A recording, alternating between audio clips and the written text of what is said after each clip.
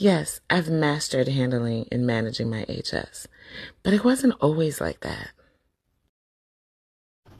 I have been living with hidradenitis suppurativa for the last 19 years. I know, it's crazy. Let's talk about it.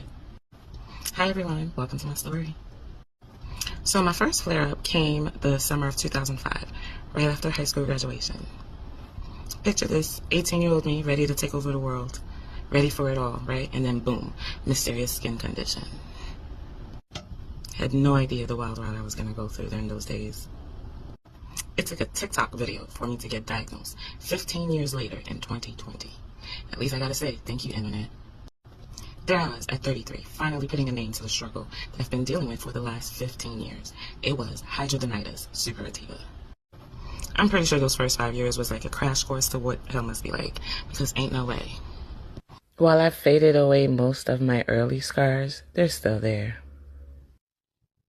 But why did it take 15 years for me to get diagnosed, right? Well, for starters, information on HS was scarcer than like a unicorn sighting, you know? It's not like how it is now. It has gotten a lot better, and I'm hopeful that it will keep improving. But there was definitely other factors. So like as a Haitian, I automatically assumed that it was a clue, you know? Like some fancy boiled. Wrong. I don't even think I told anybody about it because I was like, well, it's just a clue, it'll go away. It did go away. Then the bitch came back. Still assumed it was a clue, but by the time the third one showed up and it was on my vagina, I was like, wait a fucking minute, something is wrong. So like I started talking to people about it, right? Bro, I remember talking to an older cousin that I trusted about this thing I had on my vagina. This girl confidently diagnosed me with an STD. To make matters worse, because of the foul odors that they emit, right? I'd go to the bathroom to clean up and, you know, what we do. And after I leave the bathroom, if someone were to use the bathroom after me, then you'd smell that foul odor. So now, the popular rumor in my family was that I had an STD. Whitney is now burning.